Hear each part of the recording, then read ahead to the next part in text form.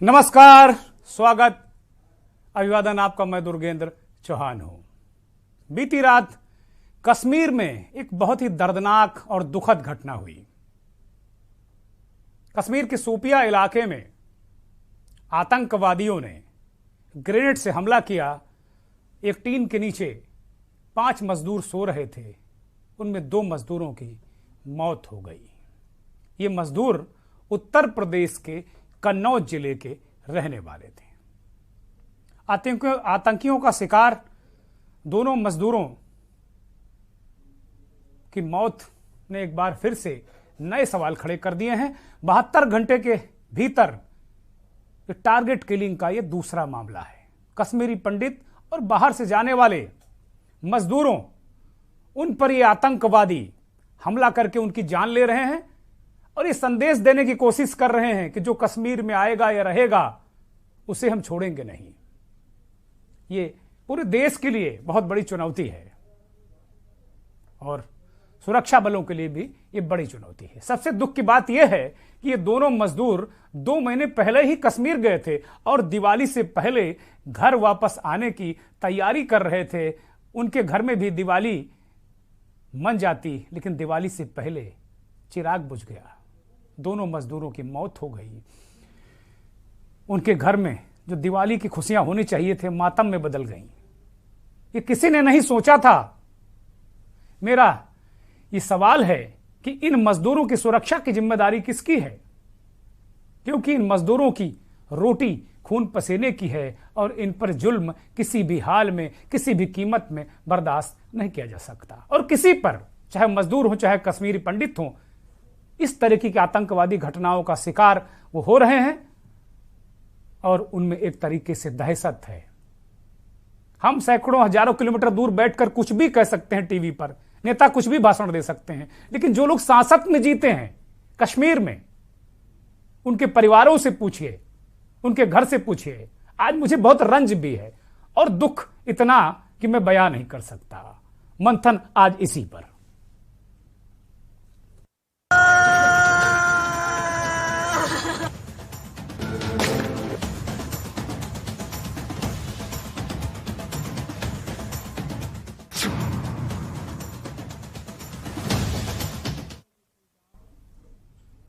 ये आर्ध स्वर आपने सुना? कश्मीर में मारे गए मजदूरों के परिजनों का यह आर्ध स्वर है। कन्नौज में वो रहते हैं।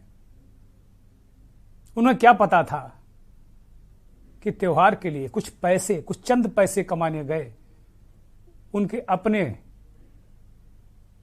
उनके परिवार का सहारा अब वो कभी नहीं आएंगे। दरअसल कश्मीर में आर्टिकल 370 हटाने के बाद हम सबको लगने लगा था कि सब कुछ ठीक हो गया है, लोग अमन चैन से जी रहे हैं। एक अच्छी शुरुआत भी थी। शुरुआत में तो लगा भी, क्योंकि पत्थरबाजी की 90% घटनाओं पर काबू हो गया है। यानी अब कश्मीर एक तरीके से शांति प्रक्रिया की ओर बढ़ रहा है। लेकिन साल 2022 की बात करें तो टारगेट किलिंग लगातार हो रही है। इस तरह की घटनाएं अब हमें और पूरे राष्ट्र को, पूरे देश को डराने लगी हैं। इसके पीछे कहा यह जा रहा है कि आर्टिकल 370 हटाए जाने के बाद प्रधानमंत्री ने जो विकास पैकेज दिया था, उसके तहत कई हजार प्रवासी मजदूर जो हैं कश्मीर घाटी वापस लौट आए हैं। और एक तरीके से नॉर्मल सी और अच्छी बात है कि कश्मीर में जो आतंकियों ने जो कुछ कर रखा था वो मुख्य धारा में, आम कश्मीरी मुख्य धारा में लौट रहा था। विकास पैकेज के जरिए प्रधानमंत्री की जो पहल है वो बेहतरीन पहल थी। गृह मंत्री का जो एक इनिशिएटिव था वो बेहतरीन है। लोगों को नौकरियां और उनके रहने जैसी सुविधाएं भी दी जा रही हैं। और यही बात है, जो लोग कश्मीर छोड़कर आतंकियों के डर से इधर उधर देश के विभिन्न भागों में दिल्ली समेत बस गए थे, उनकी वापसी का रास्ता भी सरकार ने साफ किया था, आसान किया था। और यही बात है कि आतंकियों को ये बातें अच्छी कतई नहीं लग रही हैं। खास तौर पर सीमा पार पाकिस्तान में बैठे उनके आकाओं को। बहुत सारे लोग जो प्रवासी कश्मीर घाटी से वापस पहुंचे थे, वो वापस अब फिर से एक तरीके से वापस आने लगे हैं। भले ही सरकार इस बात का ढांढस बंधा रही है कि सब कुछ ठीक है, लेकिन सब कुछ ठीक नहीं है। मंथन में चर्चा इस पर करेंगे। बहुत सारे हमारे साथ एक्सपर्ट और कश्मीर से भी कुछ साथी जुड़ेंगे। उससे पहले आपको कश्मीर में जो कुछ हुआ बीती रात और पिछली घटनाओं पर एक रिपोर्ट दिखाते हैं।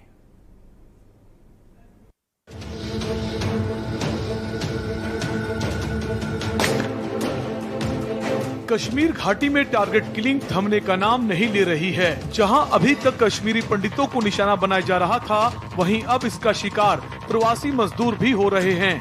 अभी शनिवार को ही कश्मीरी पंडित को आतंकियों ने निशाना बनाया था और अब निशाना बने हैं उत्तर प्रदेश के कन्नौज जिले के 2 प्रवासी मजदूर, जो अभी महज 2 महीने पहले ही कश्मीर गए थे कमाने के लिए, ताकि अपने परिवार की जो छोटी छोटी जरूरतें हैं वे पूरी की जा सकें। आपको बता दें कि ये दोनों ही मृतक अपने परिवार में इकलौते कमाने वाले थे। जहां एक का मकान पक्का बना हुआ है, वहीं एक कच्चे मकान में रहता है। मतलब कि प्रधानमंत्री आवास योजना का लाभ जिन जरूरी पात्रों को मिलना चाहिए नहीं मिल रहा। फिलहाल दोनों ही परिवारों का दीपक बुझ गया है और जो गमों का पहाड़ परिवार पर टूटा है वो शब्दों में बयान नहीं किया जा सकता। दोनों ही मजदूर दिवाली से पहले घर आने वाले थे। परिवार के लोग, बच्चे, बीवी बड़े बेसब्री से इंतजार कर रहे थे, लेकिन क्या किसी ने सोचा था कि उनकी जगह उनके शव आएंगे। कन्नौज जनपद के फकरपुर बरेवा गांव में आज हम मौजूद हैं, जहां पर जम्मू कश्मीर के शोपियां गांव में फकरपुर बरेवा गांव के 2 लोग मजदूर के रूप में काम करते थे और आज सुबह परिजनों को जानकारी मिली है कि उन 2 श्रमिकों की वहां पर आतंकी हमले में मौत हो गई। उनका राम सागर जो वर्मा जी मारे गए हैं या निधन उनका हुआ है, उनका बेटा, नाबालिग बेटा हमारे साथ है। हम आइए उनसे बातचीत करते हैं कि पूरी घटना क्या हुई। क्या नाम है बेटा तुम्हारा? अच्छा, कैसे कब पता चला तुमको घटना का?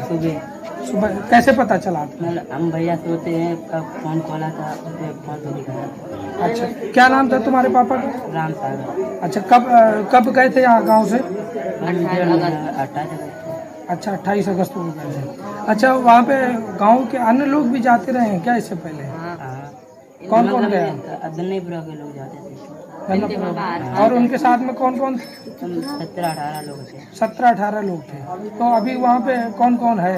5 लोग हैं और 2 लोग मौत। 2 लोगों की मौत हो गई। सारे लोग चले आए। तो कब आए थे ये लोग सारे लोग?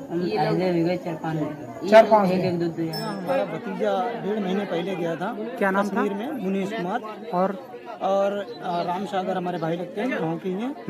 वो वहाँ लेबरी करने के लिए अपनी मजदूरी करके अपना पेट पाल। कहाँ पर गए थे? कश्मीर गए हुए थे। अच्छा, क्या काम करते थे वहाँ पर? वो सेव भरते थे। हाँ। ठेकेदार के माध्यम से जाते थे, काम करते थे वहाँ। और वहाँ आतंकियों ने हमला कर दिया, उसमें मारे गए। वहाँ आतंकवादी अक्सर हमारे हिंदुओं पर ही हमला करते हैं। उधर जम्मू कश्मीर के आईजीपी विजय कुमार के मुताबिक ग्रेनेड फेंकने वाले दोनों आरोपियों को गिरफ्तार कर लिया गया है। उन्होंने बताया कि हम आरोपियों द्वारा बताए गए ठिकानों पर छापेमारी कर रहे हैं। जल्द ही मुख्य आरोपी को गिरफ्तार कर लेंगे। उत्तर प्रदेश के कुछ लेबर यहाँ रहते थे, काम करते थे, रेंट पर ले जाते थे। जिसे हम लोग देखे, आप लोग दिख रहे हैं, जैसे कनेक्ट से गिने थ्रो किया गया, जिसमें उत्तर प्रदेश के 2 मजदूर थे मारे गए। और उसमें से जो थ्रो किया, ग्रेनेड किया है, हैवी टेररिस्ट है और उसको हम लोग रात में ही पकड़ लिए। और बहुत सारे ऐसा एविडेंस मिला है जिससे प्रूव होता है कि उसने ग्रेनेड थ्रो किया है, उन्होंने कन्फेस भी कर दिया है। बाकी उसके साथ जो भी और लड़के साथ चलते हैं उसको भी अरेस्ट किया गया है। और हम लोग फौरन सर्च जो हाईरोड बता रहे हैं वहाँ सर्च कर रहे हैं और बहुत जल्दी जो मेन कल्प्रिट टेररिस्ट जो है जिसके लिए काम करता है, ये लश्कर तैयबा का दानिश हो गया, चाहे यहाँ के डिस्ट्रिक्ट कमांडर आबिद हो गया, इसको भी जल्दी न्यूट्रलाइज करेंगे। सर, कितने अरेस्ट हुए हैं अभी तक? अभी तक 2 अरेस्ट हुए। फिलहाल मदद के तौर पर कन्नौज के एसडीएम उमाकांत तिवारी ने मृतक के परिवार वालों को 5-5 लाख रुपए दुर्घटना बीमा राशि देने की बात कही है। सूचना जैसी मिली, हम सब लोग तुरंत, चूंकि कम्युनिकेशन से थोड़ी सी आइडेंटिटी में दिक्कत हुई और जो अन्य जो मजदूर थे, मेरी बात हुई, उनको आर्मी लेके गई है। सब लोग सुरक्षित हैं, अब ऐसी कोई वहाँ पे बात नहीं है। सर, इन लोगों के लिए आर्थिक मदद या कुछ ऐसा? बिल्कुल, हम एज एसडीएम इन लोगों के पास जमीन है, किसान दुर्घटना बीमा योजना के अंतर्गत 5-5 लाख रुपए। अन्य जो भारत सरकार या उत्तर प्रदेश सरकार से हम लोग, इनकी पारिवारिक स्थिति अत्यंत दयनीय है और भी जो शासनादेश के अनुरूप जो भी बात होगी, हम सब लोग पूरे परिवार की मदद करने के लिए तैयार हैं। दरअसल जम्मू कश्मीर से धारा 370 निरस्त किए जाने और घाटी में सुरक्षा बलों की भारी भरकम तैनाती के बाद कुछ समय तक आतंकवादी दुबके हुए थे, लेकिन इस साल की शुरुआत से आतंकी गुटों ने हमले करने की अपनी रणनीति में बदलाव किया और पहले कश्मीरी पंडितों और फिर प्रवासी मजदूरों को भी अपना निशाना बनाना शुरू कर दिया है। 2022 में कश्मीर में टारगेट किलिंग। 28 फरवरी 2022 श्रीनगर में नमाज पढ़कर घर लौट रहे एसीबी इंस्पेक्टर शेख फिरदौस को आतंकियों ने मस्जिद के बाहर गोली मारी थी। 10 मार्च 2022 बड़गाम से 3 दिनों से लापता सेना के टेरिटोरियल आर्मी के जवान समीर अहमद मल्ला का शव सेब के बगीचे से बरामद किया गया था। अहमद मल्ला छुट्टी पर घर आए थे। 12 मार्च 2022 दक्षिण कश्मीर के शोपियां में आतंकियों ने छुट्टी पर घर आए सीआरपीएफ जवान मुख्तार अहमद की घर में घुसकर हत्या कर दी थी। 21 मार्च 2022 पुलवामा जिले के गंगू गांव में आतंकवादियों ने एक गैर स्थानीय मजदूर को गोली मार दी। मजदूर का नाम विश्वजीत कुमार और वो बिहार का रहने वाला था। 3 अप्रैल 2022 पुलवामा के नौपोरा लिटर इलाके में आतंकवादियों ने 2 मजदूरों पर गोलीबारी की। पठानकोट पंजाब के रहने वाले सुरेंद्र सिंह और धीरज दत्त ट्रक ड्राइवर थे। दोनों मजदूरों को गोली लगने से गंभीर चोटें आई थीं। 4 अप्रैल 2022 पुलवामा के लाजूरा में आतंकवादियों ने पटलेश्वर कुमार और जाको चौधरी पर गोलियां चलाई थी। दोनों बिहार के रहने वाले हैं। 13 अप्रैल 2022 जम्मू कश्मीर के कुलगाम क्षेत्र में 13 अप्रैल के दिन आतंकवादियों ने एक सतीश सिंह नाम के एक आदमी की गोली मारकर हत्या कर दी। कुलगाम जिले के कुछ हिस्सों में राजपूत परिवार रहते हैं। सतीश भी राजपूत परिवार से ही ताल्लुक रखते थे। 18 अप्रैल 2022 पुलवामा में आतंकियों ने काकापोरा रेलवे स्टेशन के बाहर दुकान पर चाय पीने आए रेलवे सुरक्षा बल यानी आरपीएफ के 2 जवानों सब इंस्पेक्टर देवराज व हेड कांस्टेबल सुरेंद्र सिंह को निशाना बनाकर ताबड़तोड़ गोलियां बरसाईं। अस्पताल में इलाज के दौरान दोनों ने दम तोड़ दिया। 7 मई 2022 श्रीनगर के अली जान रोड स्थित एवा ब्रिज पर आतंकियों ने पुलिसकर्मी गुलाम हसन डार को गोली मार दी थी। 12 मई 2022 जम्मू कश्मीर के बड़गाम में आतंकियों ने चौड़ूरा तहसीलदार ऑफिस के क्लर्क राहुल भट्ट को ऑफिस में घुसकर गोली मार दी थी। इलाज के दौरान उसकी मौत हो गई। 17 मई 2022 आतंकियों ने बारामूला जिले के दीवान बाग इलाके में नई खुली शराब की दुकान पर ग्रेनेड फेंक दिया, जिसमें 52 साल के रंजीत सिंह की मौत हो गई और 3 लोग बुरी तरह से घायल हो गए। 24 मई 2022 श्रीनगर के अंचार सोरा इलाके में आतंकियों ने एक पुलिसकर्मी सैफुल्लाह कादरी पिता मोहम्मद सैयद कादरी की गोली मारकर हत्या कर दी। वारदात में उनकी 9 साल की बेटी सफा कादरी भी गोली लगने से जख्मी हो गई। इलाज के दौरान 9 साल की बच्ची सफा कादरी की मौत हो गई। 25 मई 2022 कश्मीरी टीवी कलाकार अमरीन भट्ट को आतंकी हमले में मौत हो गई। हमले में अमरीन भट्ट का भतीजा भी घायल हो गया। 31 मई 2022 कुलगाम में कश्मीरी हिंदू महिला टीचर रजनी बाला को गोली मारी, इलाज के दौरान मौत हो गई। 2 जून 2022 कुलगाम जिले में एक बैंक प्रबंधक की आतंकियों ने गोली मारकर हत्या कर दी। 12 अगस्त 2022 जम्मू कश्मीर के बांदीपोरा जिले के सोदनारा सुंबल में रात आतंकियों ने बिहार के एक मजदूर को निशाना बनाते हुए गोली मारकर हत्या कर दी। मृतक मजदूर की पहचान बिहार के मधेपुरा के रहने वाले मोहम्मद अमरेश के रूप में हुई।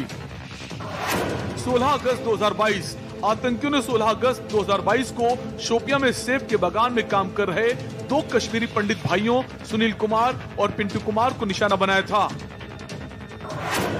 24 सितंबर 2022 पुलवामा में 2 मजदूर शमशाद अहमद और फैजान कादरी की गोली मारकर हत्या। 15 अक्टूबर 2022 शोपियां में आतंकियों ने कश्मीरी पंडित पूरन कृष्ण भट्ट की हत्या की। 18 अक्टूबर 2022 शोपियां के हरमेन में आतंकवादियों ने मजदूरों पर ग्रेनेड अटैक किया। हमले में 2 मजदूरों की मौत हो गई। मृतक मनीष कुमार और राम सागर उत्तर प्रदेश के कन्नौज के रहने वाले थे। 2 महीने पहले ही मजदूरी करने कश्मीर गए थे। अब सरकार की मजबूरी है कि वो यहाँ से गैर कश्मीरी लोगों को वापस भी नहीं बुला सकती, क्योंकि अगर वो ऐसा करेगी तो ये उसके लिए बड़ा झटका होगा। उल्टा सरकार तो वहाँ गैर कश्मीरी लोगों को तैनात कर रही है, ये दिखाने के लिए कि घाटी में अब सब कुछ सामान्य हो चला है। लेकिन टारगेट किलिंग की ऐसी एक भी घटना सरकार के दावे को गलत साबित कर रही है, जिसने केंद्र सरकार को चिंता में डाल दिया है। कहा यह भी जा रहा है कि आने वाले वक्त में जम्मू कश्मीर में इलेक्शन होंगे और लोग नई सरकार को चुनेंगे और सब कुछ ठीक हो जाएगा। लेकिन तब तक क्या ये आतंकी लोग यूं ही लोगों के जान के साथ खेलते रहेंगे और मासूम लोग अपनी जान गंवाते रहेंगे? सवाल कई हैं, लेकिन इसके जवाब सरकार को ही ढूंढने होंगे। स्पेशल डेस्क के न्यूज इंडिया।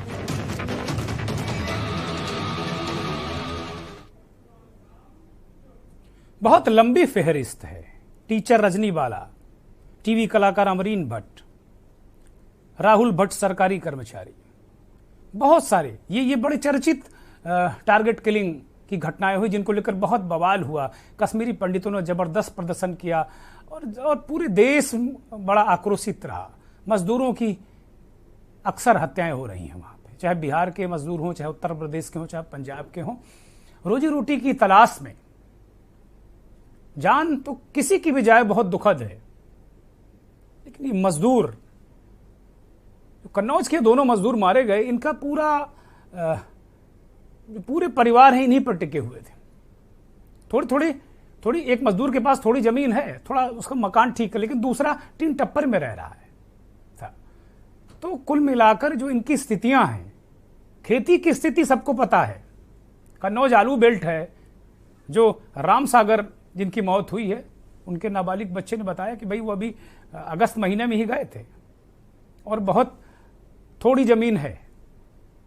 आलू की स्थिति यह है कि आज जब बाजार में 25 रुपए, 26 रुपए, 32 रुपए आलू मिल रहा है, तो किसानों को 4, 5, 6 रुपए का ही भाव मिल रहा है। कन्नौज आलू बेल्ट है, किसानी मुनाफे का सौदा नहीं है। मैं एक रिपोर्ट देख रहा था कहीं कि किसानों की जो आय है उसमें मजदूरी का हिस्सा करीब 70% है। मेहनत मजदूरी करके अपने परिवारों को पालते हैं। दुखद ये है कि मजदूरों की जान चली गई, बेहद दुखद है। लेकिन इससे बहुत सारे सवाल, बहुत सारे बिंदु उठ रहे हैं। एक तो पहले मैं उत्तर प्रदेश की सरकार से ये अपील करूंगा कि इन परिवारों का पुनर्वास निश्चित तौर पर बहुत मजबूती के साथ में किया जाना चाहिए। तभी आप ये मानिए कि तभी ये दहशतगर्द और दहशतगर्दी खत्म होगी, जब इसके जो सफरर लोग हैं उनके साथ सरकारें खड़ी होंगी, समाज खड़ा होगा, हम और आप खड़े होंगे। मंथन में कुछ मेहमान हमारे साथ जुड़ गए हैं, उनका परिचय करा देते हैं। उत्तर प्रदेश के पूर्व डीजीपी और बहुत वरिष्ठ पुलिस अधिकारी रहे MC द्विवेदी साहब हमारे साथ जुड़ गए हैं। द्विवेदी जी, बहुत स्वागत, बहुत अभिनंदन और बहुत आभार आपका वक्त देने के लिए। द्विवेदी साहब बहुत ही अपने सेवा काल में बहुत नाप तौल के काम करने वाले अफसर रहे हैं, कभी किसी से प्रभावित नहीं हुए हैं जहां तक मेरी अपनी निजी जानकारी है, और जो संविधान, जो सिस्टम, जो कानून कहता है उसके अनुसार काम करते हैं। बहुत बहुत नमस्कार। आलोक भदौरिया साहब, देश के जाने माने संपादक, राजनीतिक विश्लेषक और कश्मीर मामलों पर अपनी खास पकड़ रखते हैं। भदौरिया जी, बहुत स्वागत, बहुत धन्यवाद। मन बहुत भारी है, कष्ट भी बहुत ज्यादा है। अजीत चक साहब जुड़ गए हैं। अजीत चक साहब का परिवार लखनऊ में रहता है, लेकिन कश्मीर से बहुत गहरा नाता रहा है, वो भी कश्मीर के ही मूल निवासी हैं। अजीत चक साहब, बहुत दुखद घटना और बहुत पीड़ा के साथ मैं आज ये कार्यक्रम मंथन कर रहा हूं। बहुत धन्यवाद आपका, बहुत आभार आपका के न्यूज़ को वक्त देने के लिए। अजीत साहब, चर्चा की शुरुआत आपसे ही करते हैं। कश्मीर के हालात जो हम लोगों को धारा 370 को खत्म करने के बाद ऐसा लग रहा था कि सब चीजें बेहतर होंगी, कश्मीरी पंडितों का पुनर्वास होगा, लेकिन अब स्थितियां परिस्थितियां बदलती नजर आ रही हैं। टारगेट किलिंग हो रही है। जो पाकिस्तान है, आतंकवादी संगठन है, लश्कर तोयबा ने इसकी जिम्मेदारी ली है। अभी जो IGP विजय कुमार को मैं सुन रहा था वहां के कश्मीर के, वो कह रहे थे कि लश्कर तोयबा के लोग हैं, उन्हीं के लिए काम कर रहे थे। आप किस दृष्टिकोण से इसको देखते हैं? और अब तो जो रोज कमाने खाने वालों को भी टारगेट बनाने लगे हैं आतंकवादी। जान तो किसी की, हर व्यक्ति की उतनी ही कीमती है, जितना एक मजदूर की, जितना एक जवान की, जितना एक कश्मीरी की। अजीत चक जी, पहले तो मैं ये कहना चाहूंगा। आपको मेरी आवाज आ रही है? हाँ, दर्शक आपको सुन रहे हैं, कृपया आप शुरू करिए। हाँ, तो सबसे पहले तो मैं ये कहना चाहूंगा कि जो कश्मीर में टारगेट किलिंग हो रही है वो पाकिस्तान की सरकार जिम्मेदार है, हिंदुस्तान की सरकार जिम्मेदार नहीं। दूसरी चीज, गवर्नमेंट ऑफ इंडिया ने काफी काम किया है धारा 370 हटने के बाद, और मैं गया था मई में कश्मीर दौरा करने के लिए अपने अखबार की तरफ से, डेली वर्ल्ड, चंडीगढ़ का न्यूज़पेपर। तो मैंने देखा कि हर जगह सड़कें चौड़ी की जा रही हैं, टनल बन रहे हैं, ब्रिजेस रिपेयर हो रहे हैं। पूरा फोकस सरकार का इंफ्रास्ट्रक्चर क्रिएशन पे है कि वहां की इकोनॉमी रिवाइव हो, वहां ट्रेड हो, और कश्मीर को अच्छी तरीके से लिंक कर दिया जाए बाय रेल मेनलैंड से। देखिए, ऐसा है कि कश्मीर आप ट्रेन में बैठ के लखनऊ से जम्मू जा सकते हैं, मगर आप लखनऊ से श्रीनगर नहीं जा सकते, क्योंकि हमारा ऐसा कोई रूट ही नहीं है अभी तक वहां। और 75 साल हो चुके हैं देश को आजाद हुए, मगर कश्मीर को पूरी तरीके से रेस्ट ऑफ द कंट्री के साथ लिंक ही नहीं किया गया। तो इस सरकार ने प्रयास तो किया है। रही बात टारगेटिंग किलिंग की, तो आप हम लोग देखें कुछ प्रॉब्लम एरियाज हैं कश्मीर में, कुछ प्रॉब्लम डिस्ट्रिक्ट्स हैं जो साउथ कश्मीर में, जहां लॉ एंड ऑर्डर हमेशा प्रॉब्लम रहा, जैसे शोपियान, पुलवामा में आपको याद होगा कि बहुत बड़ा एक आतंकी हमला हुआ था जिसमें काफी हद तक पैरामिलिट्री के जवान मारे गए थे, एक दो नहीं दर्जनों। तो ये टारगेटेड किलिंग्स टेररिस्ट करते रहेंगे, क्योंकि पर्पस टेररिज्म का है टू इंस्टिल टेरर, और उसको आप रोक नहीं सकते हैं 100%। हाँ, इतना है कि उन घटनाओं को पुलिस और इंटेलिजेंस एजेंसीज सक्रिय होकर कम कर सकती हैं, मगर 100% उनको खत्म नहीं किया जा सकता है। मगर ये कहना कि सरकार काम नहीं कर रही, सरकार काफी प्रयास कर रही है, काफी काम हो रहा है। और मैं लाल चौक भी गया था मई में। लाल चौक में मैंने देखा है कि लाल चौक में लोग आजादी से घूम रहे हैं, जबकि लाल चौक आज से 10-20 साल पहले कोई भी बड़ा नेता भी हिम्मत नहीं करता था जाने की। हाँ, उस वक्त डॉक्टर मुरली मनोहर जोशी झंडा फहराने गए तो बड़ी हिम्मत का काम माना जाता था, बहुत हिम्मत का काम माना जाता था कि भाई पूरे देश में यात्रा करके वो लाल चौक में झंडा फहराएंगे, बहुत हिम्मत का काम उस समय माना गया था वो। जी। मगर आज की तारीख में जब कश्मीरी पंडितों पे अटैक हुआ है, टारगेटेड किलिंग हुई, तो कश्मीरी पंडित प्रोटेस्ट में बैठे तो बैठे कहाँ? लाल चौक के अंदर। ये आज से 20 साल पहले संभव नहीं था। तो सिक्योरिटी का वातावरण काफी हद तक इम्प्रूव हुआ है। मगर जैसे मैंने कहा ना, कोई भी सरकार 100% प्रोटेक्शन किसी को टेररिज्म के अगेंस्ट नहीं दे सकती। ठीक बात है। एमसी द्विवेदी साहब, अजीत चक साहब ने बहुत कटु सत्य, बड़ा मुझे लगता है कि बिल्कुल ये व्यवहारिक बात है कि वो कह रहे हैं कि कोई भी सरकार कोई किसी को नहीं दे सकती। मौजूदा सरकार काम कर भी रही, इसमें कहीं कोई संदेह भी नहीं है। वहाँ इंफ्रास्ट्रक्चर क्रिएट हो रहा, लोगों की वापसी की बात हो रही, प्रवासी मजदूरों को वहाँ भेजा जा रहा है। आपका बड़ा लंबा अनुभव है आतंकवाद के खिलाफ भी काम करने का, और ओवरऑल चूंकि उत्तर प्रदेश जैसे बड़े राज्य के मुखिया आप रहे हैं काफी वक्त तक, और उसके अलावा भी उत्तर प्रदेश में बहुत विभिन्न पदों पर आपने काम किया है। ये जो पूरा कश्मीर में अब आतंकवादी एक तरीके से स्ट्रैटेजी, ये कहीं मजदूरों पे ग्रेनेड फेंक रहे हैं, कहीं सरकारी कर्मचारियों पे हमला कर रहे हैं, एक तो इस मानसिकता पर थोड़ा सा प्रकाश डालिए, और क्या वास्तव में ये हमले रोके नहीं जा सकते? देखिए, अब हम जो पंजाब में खालिस्तान मूवमेंट हुआ था जी, आज से 25 साल पहले, 30 साल पहले, वो उससे हम बहुत कुछ सीख सकते हैं। आतंकवादियों का जो तरीका होता है वो ये होता है कि भय पैदा करो, दहशत पैदा करो। तो हम या तो आतंकवादियों पर उससे ज्यादा दहशत पैदा कर दे, एक तो तरीका ये है जी, और दूसरा ये है कि जो आंदोलन है, विशेषकर हिंसक आंदोलन, उसकी खामियों को उजागर करें। मतलब ये कर्तव्य मीडिया का भी है, गवर्नमेंट का भी है, पब्लिक का भी है। और उसके जो सपोर्टर्स हैं, देखिए सीधा आतंकवादी तो छिप जाता है तो, लेकिन उसके सपोर्टर्स के घर वाले हैं, वो क्यों नहीं बताते कि हमारा लड़का जो है आतंकवादी हो गया है। तो उनको भी इसमें इन्वॉल्व करना चाहिए इन्वेस्टिगेशन। जैसे 2 लड़के पकड़े गए, इनके घर वाले क्या कर रहे थे जी, और किस मदरसे में वो पढ़े, किसने इनको ट्रेनिंग दी इस तरह की, इनका किसने ब्रेन वॉश किया। वहां पर जाके अगर हम इनके जो सपोर्टर्स हैं, जो साइलेंट सपोर्टर्स हैं, उन पर अगर हम कार्रवाई करेंगे तो ये थमेगा अवश्य। मैं अजीत जी की बात से और सब बातों से सहमत हूँ, लेकिन इतना कि थमेगा अवश्य। जैसे कि खालिस्तान मूवमेंट को कंट्रोल किया गया, ये भी कंट्रोल होगा। लेकिन ये सच है कि ये तुलनात्मक रूप से कुछ लंबे समय तक चलेगा, क्योंकि पाकिस्तान का सपोर्ट रहता है, कोई रिलीजियस फैक्टर आ जाता है, तो इन सब बातों को देखते हुए कुछ लंबे समय तक चलेगा।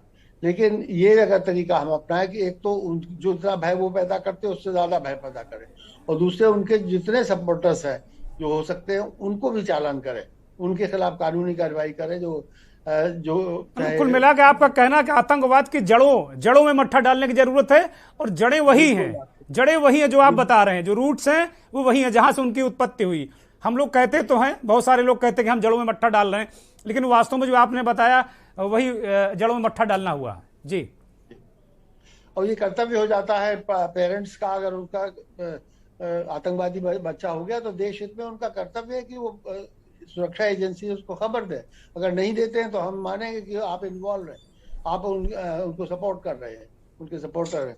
अगर ये एटीट्यूड लेके हम चलेंगे तो ये अगर कंट्रोल होगा, क्योंकि किसी भी हिंसक आंदोलन की खामियों को उजागर करके उसको बदनाम कर दिया जाए तो वो आंदोलन खत्म हो जाता है। वो हमें तरीका यहाँ भी अपनाना पड़ेगा। पंजाब में यही तरीका काम आया जी। नहीं, एक द्विवेदी साहब, एक मेरा और छोटा सा सवाल है, फिर ब्रेक पर जाएंगे, ब्रेक के बाद फिर आपसे बाकी चीजों पर चर्चा करें। लेकिन एक मेरा ब्रेक से पहले एक छोटा सा सवाल है आपसे, ये है कि वास्तव में क्या इसके लिए अभी कुछ और काम करने की जरूरत है, कुछ और प्लान आउट करने की जरूरत है, और जो मजदूर जो फोकस जैसे मजदूरों को मार रहे हैं, इसके पीछे क्या मानसिकता हो सकती है, क्या संदेश और संकेत है इसके पीछे? जी, संदेश तो स्पष्ट है। उनका उद्देश्य तो ये है कि साहब हम नहीं आने देंगे बाहरी लोगों को, कश्मीर में नहीं आने देंगे। जो 370 समाप्त किया गया है, 35 जो भी है, वो सब होने के बावजूद हम बाहरी लोगों को यहाँ नहीं आने देंगे। जो पूर्व स्थिति थी उसको रखेंगे, या जो भी गवर्नमेंट चाहती है वो नहीं होने देंगे, उसको हम नहीं मानते। तो संदेश तो वो स्पष्ट है, इसीलिए वो कर रहे हैं। लेकिन उसको नियंत्रित करने के लिए हमें उससे ज्यादा फोर्स का भी इस्तेमाल करना पड़ेगा, उससे ज्यादा भय पैदा करना पड़ेगा जितना वो कर रहे हैं। और वो भय जो है वो अंदरूनी जड़ों, जैसे जड़ों में मट्ठा डालने वाली जो आपने बात कही, उसमें जाना पड़ेगा, तब ये संभव हो पाएगा। ठीक बात है, ठीक बात है। एक ब्रेक पर जा रहे हैं, एक ब्रेक ले रहे हैं, और एक छोटे से ब्रेक के बाद जब लौटेंगे तो भदौरिया जी से जरा वस्तु स्थिति पर बात करेंगे। और उससे पहले हमारे सहयोगी कन्नौज से जुड़ गए हैं अभय कटियार, हमारे रिपोर्टर हैं। वो आज पूरे दिन उन पीड़ितों के जो परिवार है उनके बीच रहे, उनका दर्द महसूस किया है, दर्द साझा किया है, वो भी आपको बताएंगे।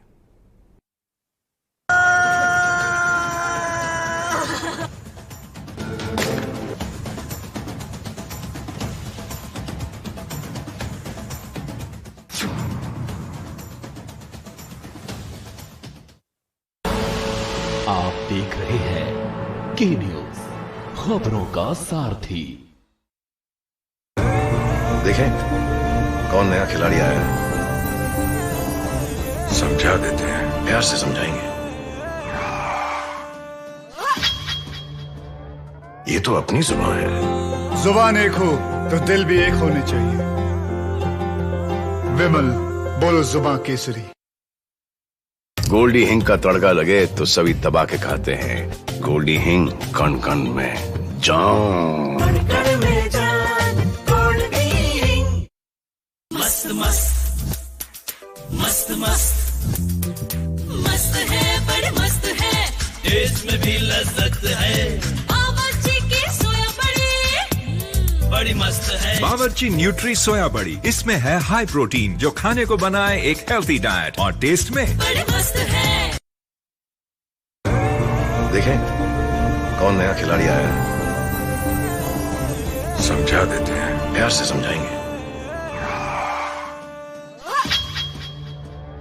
ये तो अपनी जुबान है। जुबान एक हो तो दिल भी एक होने चाहिए। विमल, बोलो जुबान केसरी। आप देख रहे हैं के न्यूज, खबरों का सारथी।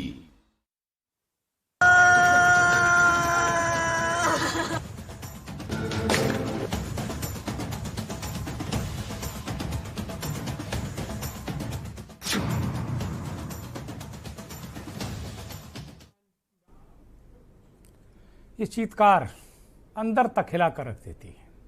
और पाकिस्तान, जाहिर सी बात है, वहाँ की सरकार का प्रायोजित आतंकवाद है, जो कम से कम कश्मीर के जो वहाँ की व्यवस्था है उसको चैन से नहीं रहने देना चाहते और आतंकवादी घटनाएं हो रही हैं। लेकिन अब एक नया ट्रेंड देखने को मिल रहा है कि आतंकवादी घटनाएं इस तरीके से हो रही, मजदूरों पे क्लिक, छोटे छोटे अलग अलग एक तरीके से एक रणनीति मुझे लगता है आतंकवादियों ने बदली। और ये समझने की ज़रूरत है।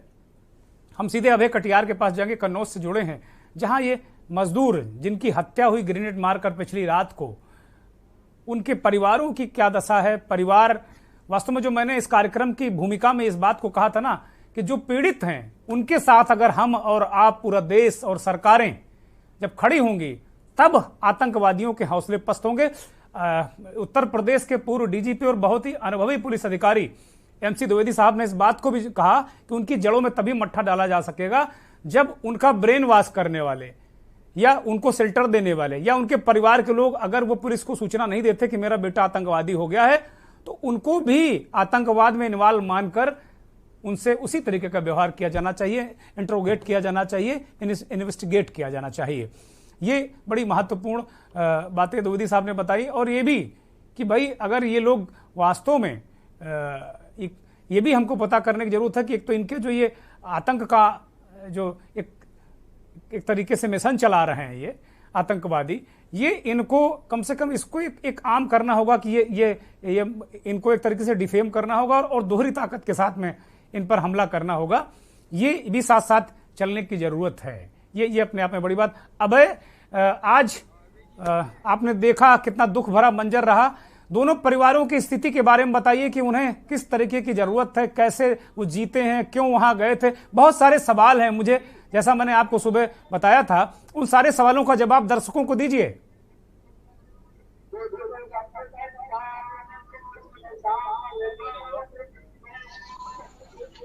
अभय, आपकी आवाज नहीं मिल रही। अभय की आवाज ठीक की जाए। मेराज साहब जुड़ गए। मेराज राठिर साहब सोशल एक्टिविस्ट हैं जम्मू कश्मीर से। मेराज साहब, बहुत आभार आपका वक्त देने के लिए। मेराज साहब, आप कश्मीर में हैं और क्या इस तरीके की जो टारगेट किलिंग है, आतंकवादी लगातार कायरतापूर्ण हरकतें वहां पर कर रहे हैं, अब मजदूरों को कहीं मार रहे हैं, कहीं कुछ कर रहे हैं, एक तरह से घाटी को अलग थलग करने की कोशिश कर रहे हैं और आम आदमी को मारना शुरू किया, चाहे वो कश्मीरी हो, चाहे सरकारी कर्मचारी, यहां तक कि जो कश्मीर के जो वहां पे अभी भी रह रहे हैं, जो वहां से चले आए या जो वहां प्रवासी, उनको छोड़कर जो लोकल लोग हैं, अगर वो भारत की सत्ता के साथ, भारत सरकार के साथ या भारत के जो संविधान के साथ खड़े हो रहे हैं, तो उनकी भी हत्याएं हो रही हैं। मेरा साहब, देखिए, इसमें मैं एक बात कहना चाहता हूं, जो हमने कल, आप देख रहे हो, हम आखिर कब तक, कल हमने बलाल चौक पे मेरे साथ मेरे पंडित भाई थे, मेरे साथ मेरे काफी दोस्त थे जो सोशल एक्टिविस्ट, हम यहाँ पे पूरा लड़ रहे हैं इसके खिलाफ। मैंने कहा कि रोहतर महराज को पहली गोली लगनी चाहिए, फिर मेरे पंडित भाई को। लेकिन यहाँ पे जो अमन और माहौल बिगाड़ना चाहते हैं, हमेशा इनकी यही साजिश रही है यहाँ पे कि यहाँ पे अमन ना हो।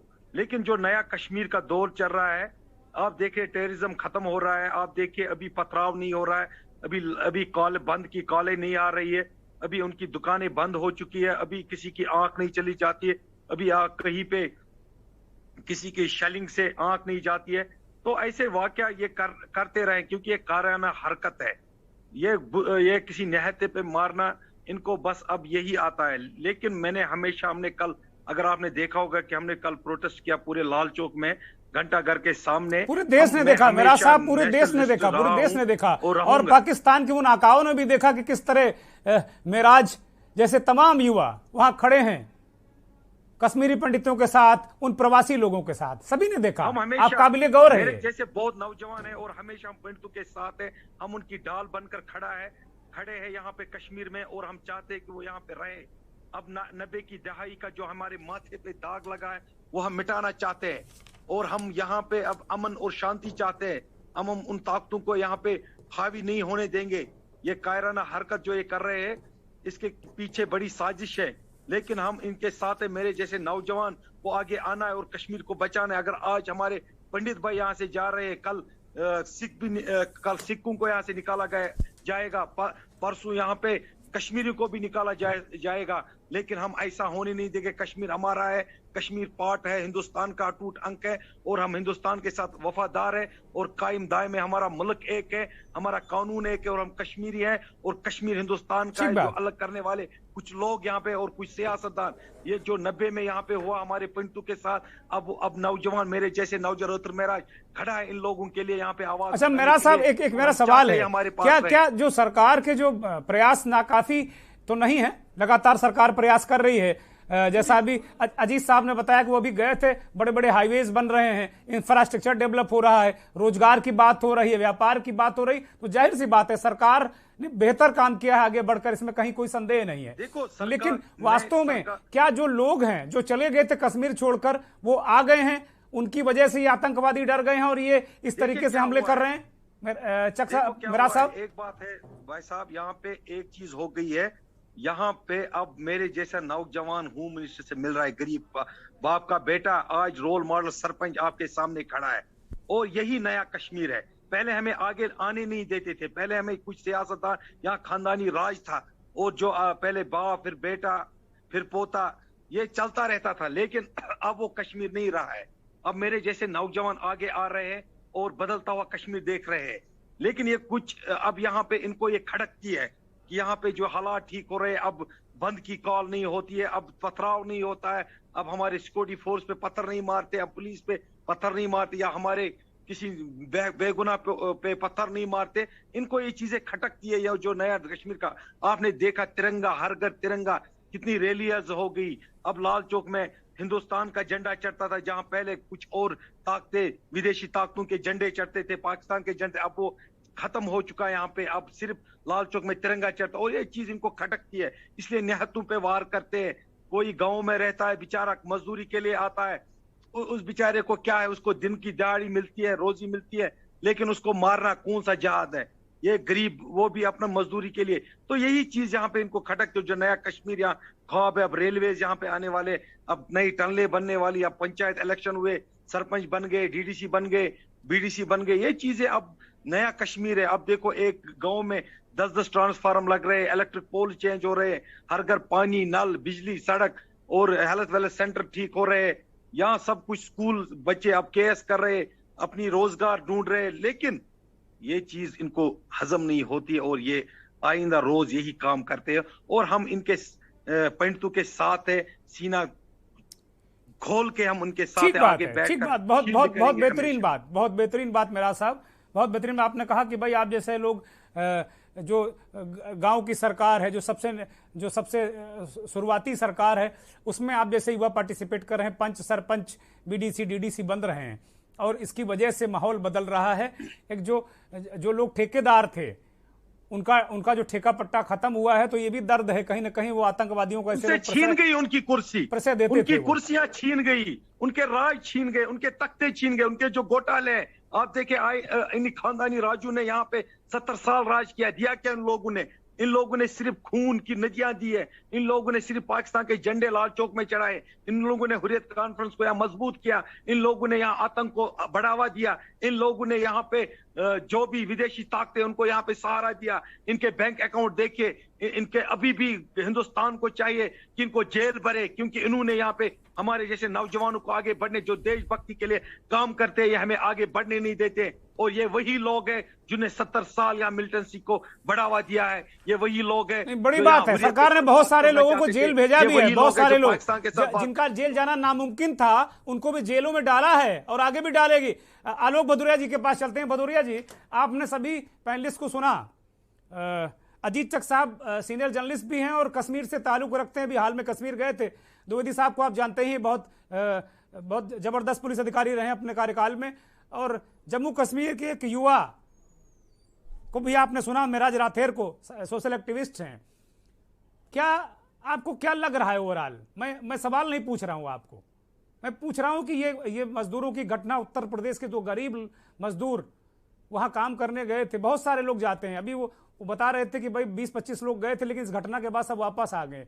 तो ये इस तरह की स्थितियां, परिस्थितियां, आतंकवादियों की काराना घटना, ओवरऑल आप किस दृष्टिकोण से इसको देखते हैं आलोक जी? उत्तर प्रदेश का चैनल होने के नाते दो व्यक्तियों के मारे जाने की खबर को प्रमुखता से उठाना और उनको आवाज देना, उनके दुख और दर्द में एक भागीदारी जताना, ये एक आपका धर्म है, आपने निभाया, अच्छी बात। लेकिन मेरे लिए सवाल ये नहीं, मेरे लिए बड़ा सवाल ये है हत्या। जैसे ही आप किसी टारगेट किलिंग की बात करते हैं तो ऐसा लगता है कि ये गवर्नमेंट का प्रोपेगेंडा चालू हो गया। अगर किसी एक मुस्लिम की हत्या हो जाती तो क्या ये जायज होता? क्या जम्मू कश्मीर में मुसलमानों की हत्या नहीं हुई है? इस साल में कितने की हुई है? आप जरा फिगर देखिए। अब आप यहाँ दूसरा सवाल करेंगे, उनकी ज्यादा हुई, हमारी कम। तुरंत कोई ना कोई पैनलिस्ट इस फिगर को बोल सकता है। नहीं आलोक जी, हम ये विषय कोई नहीं लाएगा, मैं माफी के साथ आपको कह रहा हूं, मुझे लगता है ये विषय कोई नहीं लाएगा। हमने जो आपको शुरुआती भूमिका में आपने दिखाया होगा कि हमने सारे दिखाया कि किस पुलिस वाले के साथ में क्या घटना हुई, जम्मू कश्मीर के लोकल्स के साथ में क्या घटना हुई। मैंने कहा कि इंसान की जान जाती वो इंसान है। आलोक जी मेरी एक बात सबसे प्रमुख है, जैसे ही हम टारगेट किलिंग शब्द का जब इस्तेमाल करते हैं तो ऐसा लगता है कि हम सरकार के प्रोपेगेंडा के भागीदार हो जाते हैं। मेरा मानना है किसी भी व्यक्ति की, चाहे वो दुर्गेन चौहान हो, चाहे वो कोई मोहम्मद हो, चाहे कोई भी हो, किसी भी एक व्यक्ति की जान की उतनी ही अहमियत है जितनी किसी दूसरे की है। तो इसमें समुदाय और जाति को देखना बंद करना चाहिए, नंबर 1। नंबर 2, अभी जैसे हमारे एक पैनलिस्ट ने, हमारे पुलिस के वरिष्ठतम अधिकारी ने एक जो बात कही वो बिल्कुल सही है कि कभी भी कोई आतंकवादी घटना होती है, चाहे वो बम विस्फोट हो, चाहे किसी को मारने की घटना हो, जानलेवा हो, तो उसमें एक ऐसा होता है कि जितने जो स्लीपर सेल्स होते हैं ना, हम स्लीपर सेल्स तक हमारे इंटेलिजेंस लगातार काम नहीं करता है। घटना होने का इंतजार नहीं किया जाता। घटना होने के बाद भी जितने लोग जुड़े हैं, अभी जैसे आपने अब विषय प्रवेश में भी कहा, एक तो होता है कि जो सीधे जुड़े होते हैं, एक दूसरा होता है कि जो सिंपैथाइजर होते हैं। अगर इंटेलिजेंस अगर हमारा सक्रिय तौर पे अगर वो काम कर रहा होता, उन स्लीपर सेल पे अगर हाथ डाल रहा होता, उनकी छानबीन कर रहा होता, तभी आप इस तरीके की घटनाओं को रोक सकते हैं। जैसा हमारे पंजाब का भी एक उदाहरण हुआ था, पंजाब में भी काफी हुआ था, वो ये हुआ था कि किसी को छोड़ा नहीं गया था। अब तीसरा सवाल आता है कि लोगों की भागीदारी। मेरा एक मानना है राजनीतिक तौर पे लोगों को जुड़ाव महसूस करना ही होगा। जब तक नेताओं के हाथों में कमान नहीं आएगी तो ये पुलिस अधिकारी और ये जो लेफ्टिनेंट जनरल है ये नहीं कर सकते। लोगों का जुड़ाव होना चाहिए, राजनीतिक प्रक्रिया शुरू होनी चाहिए और उसमें ये नहीं होना चाहिए कि हम सफल हो गए। ये दिखावे का प्रयास नहीं करना चाहिए कि हमने इतने लोगों को वोटिंग का राइट दे दिया, इतने लोगों को दे दिया। ये मुद्दा ही नहीं है। मुद्दा है क्या सारे लोग राजनीतिक प्रक्रिया में ईमानदारी से शरीक हो रहे हैं। दूसरा, क्या सरकार ईमानदारी से प्रयास कर रही है। अगर जब तक राजनीतिक प्रक्रिया में लोग शामिल नहीं होंगे तब तक नहीं हो सकता। ऐसा नहीं हो सकता कि जम्मू कश्मीर के 3-4 बड़े दलों को आप माइनस करके एक नई आप एक जमात बना लेंगे, ये मुमकिन नहीं है। किसी भी प्रदेश में मुमकिन नहीं है। उत्तर प्रदेश में मुमकिन नहीं है कि आप सपा को माइनस करके कुछ बना लें या बसपा को माइनस करके कुछ बना लें, संभव नहीं है। यहाँ तो स्थिति ये है कि आपको एक वो हमारे एक पटेल जी की जो छोटी सी पार्टी है उसको भी आपको साथ में लेके चलना पड़ता है। तो ये बोलना चाहिए कि जब देश का निर्माण करते हैं तो भागीदारी सबकी होनी चाहिए, एक राजनीतिक चिंतन होना चाहिए देश के विकास का, ना कि सिर्फ एक पार्टी का। और अगर भारतीय जनता पार्टी अगर ये कहती है तो ये नहीं बोलना चाहिए कि उसी पीडीपी के साथ में इन्होंने 2 साल से ज्यादा सरकार भी चलाई, ये नहीं भूलना चाहिए। और तब भी आप कुछ नहीं कर पाए। रोशनी एक्ट की भी तब तमाम कार्रवाई हुई। एक है कार्रवाई करना, सुर्खियां बनना एक अलग चीज है, आप किसी भी कार्रवाई को मुकाम तक क्यों नहीं पहुंचा पाते, ये बड़ा सवाल है। और इंटेलिजेंस, आपका जो खुफिया तंत्र है वो क्यों नहीं लोगों तक शामिल होना पाता। और एक चीज मान के चलिए, एक भी अगर निर्दोष के खिलाफ अगर वो कार्रवाई होती है, चाहे वो किसी भी समुदाय का हो, आप ये मान करके चलिए कि ये एक आक्रोश एक पनपता है, उस आक्रोश को आप खत्म नहीं कर सकते। अंग्रेजी का एक बेहद महत्वपूर्ण शब्द जो हमारे पुलिस के वरिष्ठतम अधिकारी जरूर इसको मानेंगे, स्टेट टेररिज्म। स्टेट टेररिज्म दुनिया में, मतलब जो सरकार का जो आतंकवाद होता है, दुनिया में कभी नहीं हो सकता। शक्ति के बल पर, ताकत के बल पर, चाहे कोई भी हो, चाहे किसी भी विघटनकारी ताकत को आप नहीं निपटा सकते। राजनीतिक प्रक्रिया को शुरू करके ही उनको आप हाशिए पे ला सकते हैं, तभी सफल होंगे और तभी लोगों में एक सुरक्षा का एक भाव पैदा होगा। अजीत जी, आलोक जी ने एक प्रश्न उठाया कि भाई ठीक है, उन्होंने कहा कि भाई राजनीतिक प्रक्रिया शुरू करनी पड़ेगी, बड़ी ईमानदारी से शुरू करनी पड़ेगी। आप एक बीइंग ए कश्मीरी और बीइंग ए सीनियर जर्नलिस्ट, क्या है आपके नजरिया, क्या है इस पर? देखिए, वो राजनीतिक प्रक्रिया तो चालू हो चुकी है। नहीं तो जैसे महराज जी जैसे लोग हैं, ये आज की तारीख में आपके चैनल में नहीं होते। आप समझ रहे हैं ना? हाँ, मैं समझ रहा हूँ। रिफॉर्म और चेंज का और लोगों को पॉलिटिकल अपॉर्चुनिटीज देने का एक एटमॉस्फेयर ऑलरेडी चालू हो चुका है। अब सवाल ये है कि जैसे भदौरिया जी ने कहा कि राजनीतिक प्रक्रिया से आप उनको हाशिए में लाइए तो ज्यादा अच्छा होगा, क्योंकि दैट इज मोर कंक्लूसिव। उसमें आपको जनता का पूरा सपोर्ट होता है। घूम फिर के मुद्दा आ जाता है जनता के सपोर्ट पे।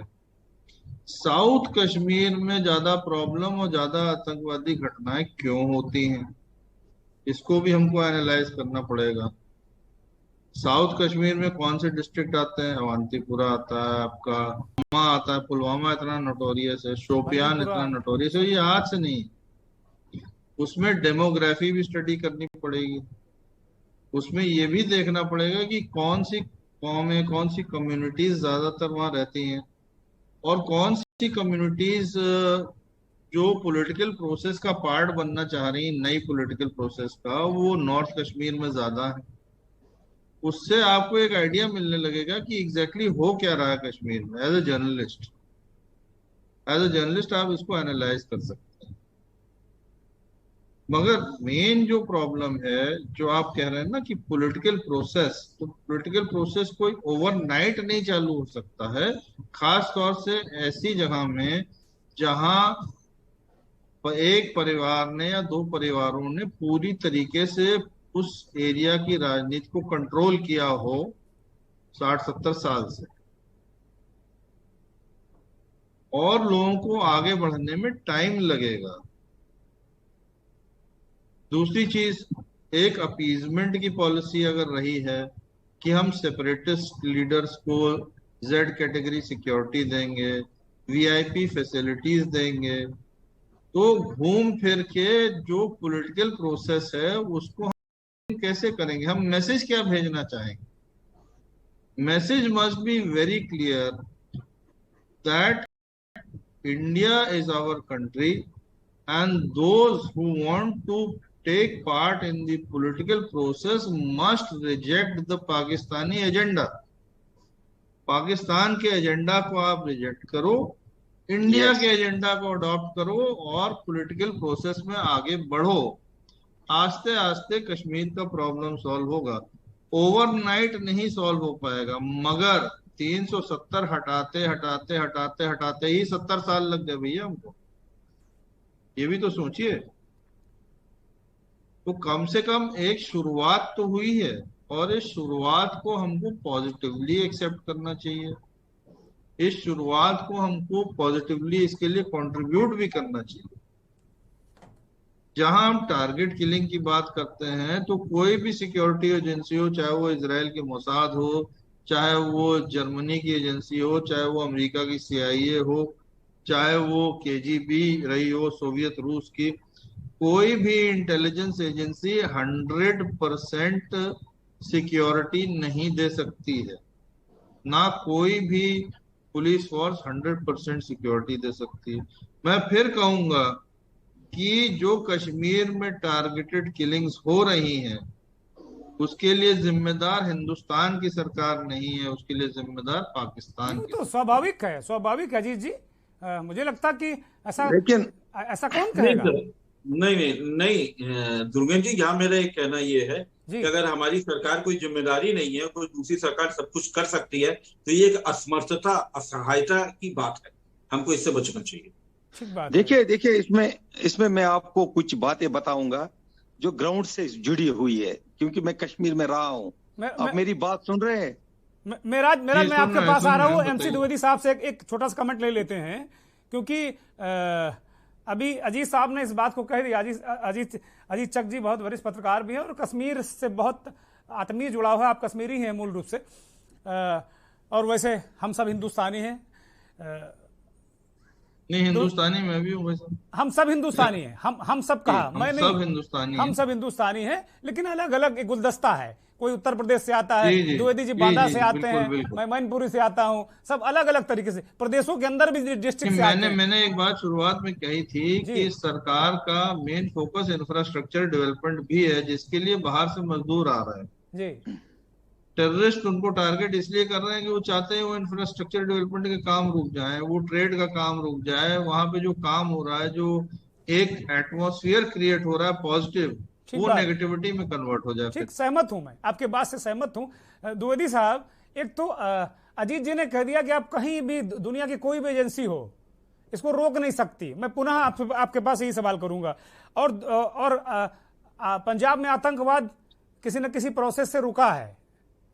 दूसरा मेरा प्रश्न आपसे बहुत लघु प्रश्न है कि क्या वास्तव में हम लोग जिस तरीके से आपने कहा कि 70 साल में लगे 370 हटाने में, तो क्या अब वो जो स्थितियां लगने में, क्या उसमें भी उतना वक्त लगने वाला है क्या? एक सिक्योरिटी एक्सपर्ट, एक बहुत ही जिम्मेदार पुलिस अफसर के रूप में और एक आम नागरिक के रूप में।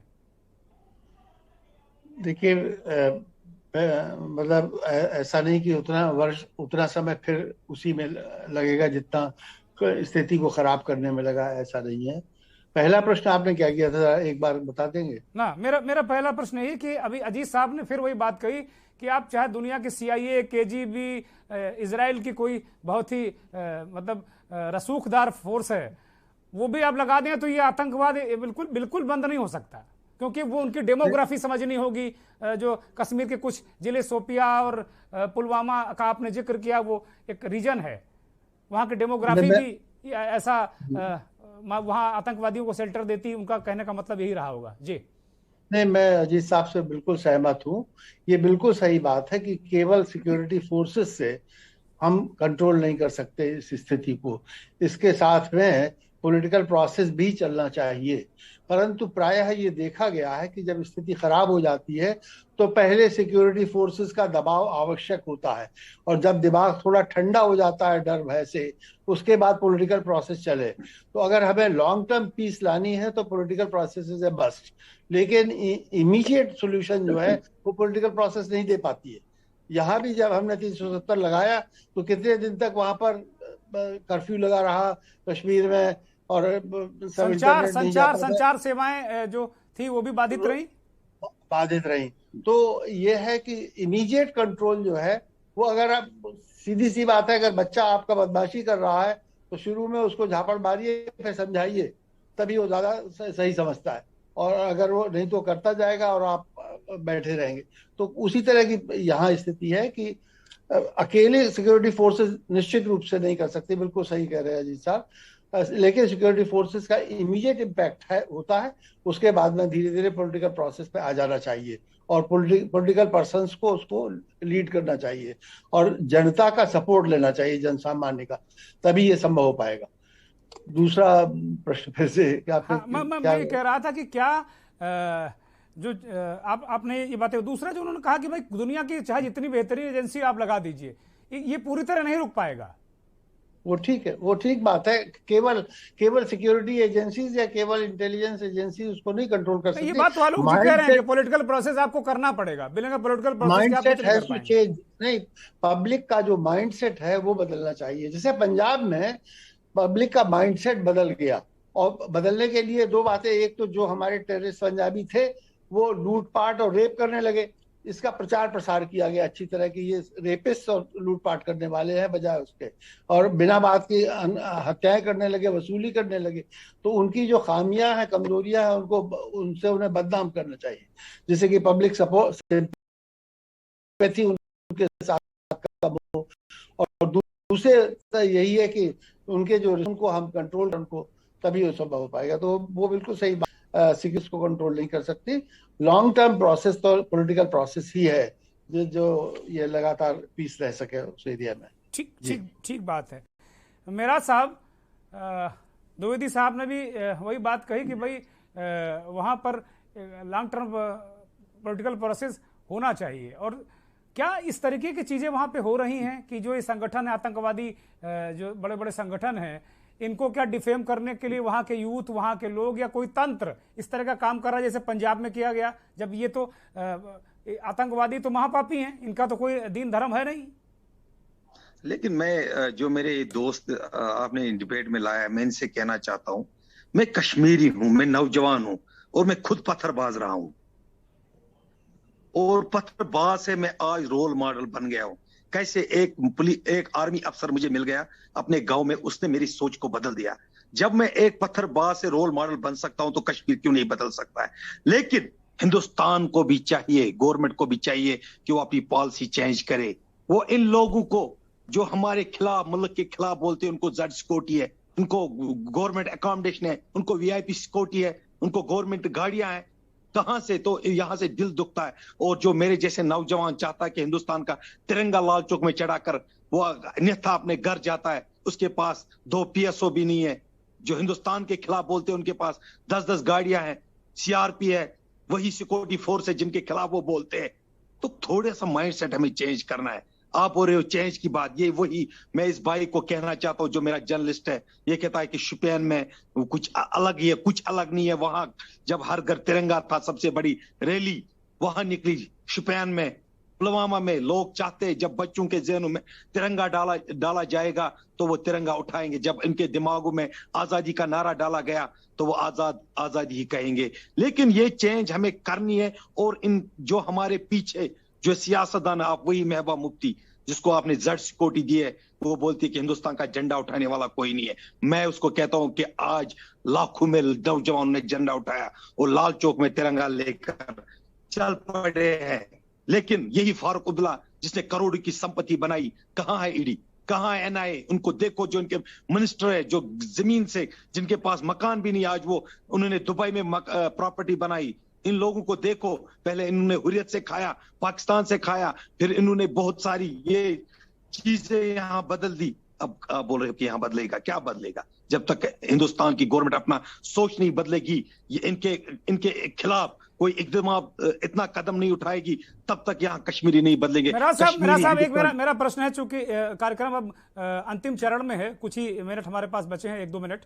मेरा एक प्रश्न है कि जैसे अभी अजीत साहब ने कहा, बहुत सीनियर जर्नलिस्ट और कश्मीरी ही हैं, वो आप ही की तरह वो भी कश्मीरी हैं, वो इस बात को कह रहे हैं कि जो साउथ कश्मीर है, शोपियां और ये जो इलाके हैं, चाहे पुलवामा हो, चाहे वो बंदीपुरा वाला इलाका हो, मैं बहुत वहाँ की डेमोग्राफी नहीं जानता हूँ, अगर कोई कुछ गलत कहूँ तो उसको संशोधित कर दीजिएगा। वहां पर कह रहे हैं कि वहां आतंकवादी घटनाएं होती ही हैं, वहां की डेमोग्राफी समझनी होगी, क्यों होती है आतंकवादी घटनाएं? ज्यादातर होती हैं, वही मैं कह रहा हूँ। वही पहले अगर देखा जाए, ये ज्यादातर नॉर्थ कश्मीर में होता था, नॉर्थ कश्मीर की अब डेमोग्राफी चेंज हो गई, क्योंकि ये चेंज करने वाले लोग हैं, मेरे जैसे ब्रिज का काम करते हैं अपने गवर्नमेंट सिक्योरिटी फोर्स और लोगों के बीच में, हमारी जो हिंदुस्तान की सरकार है उसके बीच में और कश्मीरियों के बीच में कुछ लोगों को आगे आना है। और नॉर्थ कश्मीर में बहुत ऐसे लोग निकले जिन्होंने यहाँ की चेंज किया और आतंकी को यहाँ से भगाया, लेकिन साउथ कश्मीर में भी मौका मिलना चाहिए। गवर्नमेंट को मौका देना है नौजवानों को। मैं नहीं कह रहा हूं कि मुझे दीजिए, मेरे जैसे नौजवान बहुत सारे साउथ कश्मीर में क्या ये प्रोसेस नहीं शुरू हो पाया मिराज भाई? क्या ये प्रोसेस अभी शुरू नहीं हो पाया है? हाँ, अभी शुरू हो पाया, क्योंकि आज मैं आपके सामने हूं, मैं जम्मू कश्मीर का रोल मॉडल सरपंच हूं, क्यों नहीं हूं? अगर इससे पहले अगर मैं सियासत का सोच रहा था तो मुझे पुलिस पकड़ के ले, जब मेरे ऊपर 3 FIR फेंक हुए हैं किसी बात पे, क्योंकि मैं नेशनलिस्ट था, मैं हिंदुस्तान की बात कर रहा था, तो मुझे आगे बढ़ने नहीं दे, क्योंकि ये कल हमारे सर पे ना बैठे, ये MLA न बन जाए, ये चीफ मिनिस्टर बन जाए, ये खानदानी राज यहाँ आगे कभी किसी गरीब को बढ़ने नहीं। जब से 370 खत्म हुआ, हमें मौका मिला, हमें यहाँ अपने विधायक चुनने का मौका मिला, सरपंच, BDC, DDC, और हम शाबाशी देते अपने प्राइम मिनिस्टर को, होम मिनिस्टर को, जिसने ये यहाँ करवाया। मेरा साहब, जो यहाँ से उत्तर प्रदेश, बिहार या पंजाब से जो लोग जाते हैं वहां अपनी रोजी रोटी की तलाश में, उनके प्रति क्यों नजरिया इतना खराब है? क्यों उनकी हत्याएं लोग करते हैं? क्या मानसिकता काम करती है? एक आम कश्मीरी उन्हें किस नजर से देखता है? देखिए, हमारे यहाँ काम करने वाले ज्यादातर यही होते हैं, सालों से आ रहे हैं, 30 साल मुझे भी हो गए इनको देखते हुए, आज तक ये नहीं हुआ। अब इनको माहौल खराब करना, अब ये पूरे टूट चुके हैं, इनकी कमर तोड़ दी गई, रीढ़ की हड्डी तोड़ दी, सिक्योरिटी फोर्स ने आतंकियों की कमर तोड़ी। अब यही वाकया करना चाहिए, कैसे इन लोगों को यहाँ अमन का शांति से नहीं जाने देंगे, एक निहत्ते पे वार करना। अब इनके पास कुछ रहा ही नहीं, ये हमारी जीत है, ये हमारी हार नहीं है। बात है, जैसे पहले नॉर्थ इंडिया में कश्मीर के लोग साल कंबल लेकर आ जाते थे और घर घर उनका एक तरीके से उनका सेट होता था, लोग इंतजार करते थे कि कश्मीरी भाई साल कंबल लेकर आएंगे, बड़ी ईमानदारी से, वो बड़ी मुफीद चीज देकर जाते थे, और लोग पीढ़ियों कहते थे कि भाई कश्मीर का भाई आया था, वो देकर गया है, बहुत सस्ते में बड़ी ओरिजिनल चीज देकर गया है। नहीं, इसका जवाब मैं आपको दूंगा। देखो, हमारे यहाँ टूरिस्ट आ गए करोड़ों में, लाखों में, उनको हमारी यात्रा यहाँ पे आती है, हमारे कश्मीरी भाई उनको कंधे पे सैर कराने ले जाते। कश्मीरी गलत नहीं है, अब एक मछली सारे तालाब को गंदा करती है। अब ये अननोन गनमैन है, अब इसमें कैसे लिखा, इसके माथे कश्मीरी है, ये कौन है, कौन मरवा रहा है, ये कश्मीरी नहीं लिखा है। कुछ ताकतें, विदेशी ताकतें अभी भी चाहते हैं कि कश्मीर को हिंदुस्तान से अलग करना है, लेकिन हिंदुस्तान और कश्मीर एक है और रहेगा। ठीक बात मेरा साहब। आलोक जी, फाइनल कमेंट बहुत कम शब्दों में। आपने मेरा साहब को भी सुना, DGP, पूर्व DGP साहब को भी आपने सुना, और फाइनल कुल मिला के आया कि भाई जो इसका ये एक जो थ्रस्ट है कि ये जो अभी भी कुछ लोगों को Z+ दे के रखी गई है, एक इसको लेकर वहाँ रिएक्शन है कि भाई वो करोड़पति होते जा रहे हैं, विदेशों में उनके महल हैं और वो आतंकवादियों को पालते हैं, पोसते हैं, देश विरोधी काम करते हैं। एक नज़रिया ये है। दूसरा, कहा कि जो प्रोसेस शुरू किया गया नॉर्थ कश्मीर में, उसका रिजल्ट आए, साउथ कश्मीर में भी प्रोसेस और तेज होना चाहिए। ये सब पूरा इसको किस दृष्टि से देखते हैं? और ये मजदूर, इनको तो कम से कम उत्तर प्रदेश की सरकार या केंद्र सरकार से इनके परिवारों को मदद मिलनी चाहिए, ताकि हिम्मत करें लोगों की हिम्मत ना टूटने पाए। आलोक जी, देखिए, 2 चीजें पूरे देश भर में जब हम बात करते हैं तो पूरे देश भर में सामंजस्य और सौहार्द की राजनीति करनी ही पड़ेगी। अगर पूरे देश भर में अगर या कुछ इलाकों में अगर कहीं पर किसी मुस्लिम्स को अगर टारगेट किया जाता हो, फिर आप सोच रहे हैं कि कश्मीर में उसका कोई प्रतिक्रिया या कुछ में आक्रोश उसकी वजह से बिल्कुल ही पैदा ना हो, तो ये तो गलत है। ये सोचना ही बिल्कुल एक कहना चाहिए ख्याली पुलाव है, ऐसा नहीं हो सकता। तो पहला नंबर, सामंजस्य और सौहार्द की राजनीति पूरे देश में करनी होगी, तभी विकास की राजनीति और विकास के कदम परवान चढ़ेंगे। दूसरा, इंफ्रास्ट्रक्चर के डेवलपमेंट के लिए कहीं भी आपको इसकी राज्य सरकार कहीं पर कहीं रोड़ा नहीं होती है। केंद्र के पास में भी कई सारी योजनाएं होती है। मैं चाहता हूं कि चाहे 70 साल की बात कर लें, चाहे आप 8 साल की बात कर लें, क्या सेंट्रल यूनिवर्सिटी बनाना क्या राज्य सरकार की मजबूरी है? क्या राज्य सरकार रोक सकती है उसको? नहीं रोक सकती। तो सेंट्रल गवर्नमेंट जिस दिन चाहेगी अपनी सेंट्रल यूनिवर्सिटी बना सकती। क्या बनाई? कितनी बनाई? रेलवे का कोई प्रोजेक्ट क्या स्टेट गवर्नमेंट रोक सकती है? क्या केंद्र ने ऐसी योजना दी जिसे स्टेट गवर्नमेंट ने रोका? नहीं रोका। तो सवाल है कि हमको ये देखना पड़ेगा, बजाय कि इसको राजनीतिक, खत्म हो गया है आलोक जी, बस बहुत जल्दी समाप्त करिए प्लीज। तो राजनीतिक चश्मे से ना देखकर एक आपको ईमानदार प्रयास करना चाहिए, तभी होगा। और इसको अलग थलग टारगेट किलिंग के शब्द से मेरे को एक आपत्ति है। एक किलिंग इंपॉर्टेंट है, जैसे ही आप किलिंग की बात करते हैं तभी राज्य सरकार की भूमिका इंपॉर्टेंट हो जाती है, खुफिया तंत्र की भूमिका इंपॉर्टेंट हो जाती है। जैसे ही आप कहते हैं विदेशी ताकत, तो हमारी खुफिया तंत्र भी हमारा असफल हो रहा है, वो इन चीजों को नहीं पकड़ पा रहा है। बहुत शुक्रिया, बहुत शुक्रिया आलोक जी, आपका बहुत शुक्रिया। माफी के साथ रोक रहा हूं आपको, बहुत शुक्रिया। अजीत चक साहब आपका बहुत शुक्रिया, मिराज साहब आपका बहुत शुक्रिया, MC द्विवेदी साहब आपका भी बहुत बहुत धन्यवाद। और धन्यवाद के न्यूज को देखने वाले उन करोड़ों दर्शकों का, और मंथन के इस खास कार्यक्रम को देखने वाले उन दर्शकों का बहुत बहुत आभार, बहुत बहुत प्रणाम। अब वक्त हो चला है चलते चलते का, और चलते चलते में हम बात करेंगे भारत जोड़ो यात्रा की। भारत जोड़ो यात्रा अब कर्नाटक से निकलने वाली है, और अक्सर लोगों के मन में ख्याल आता है कि आखिर शाम तक चलने वाली यात्रा के विराम के बाद राहुल गांधी क्या करते हैं। इसका जवाब राहुल गांधी ने अपने ट्विटर हैंडल से खुद दिया है। सोशल मीडिया प्लेटफॉर्म पर राहुल गांधी ने एक वीडियो शेयर किया है जिसमें वो चौपाल लगाकर लोगों से दोस्तों यारों की तरह बात करते नजर आ रहे हैं। वीडियो में राहुल से बातचीत के दौरान युवा जरा भी असहज नहीं महसूस कर रहे हैं। इस भारत जोड़ो यात्रा में राहुल की चौपाल युवाओं के साथ देखिए। नमस्कार, धन्यवाद। Every day in the camp we'll go at 7:30 in the evening. Next day morning 6:30 pakka you'll be there. So that whole time what you'll be doing inside? I'll do a little bit of exercise, I'll read, I'll maybe call up my mom, see what she's doing, call up my sister, call up some of my friends. Every day in the camp we'll go at 7:30.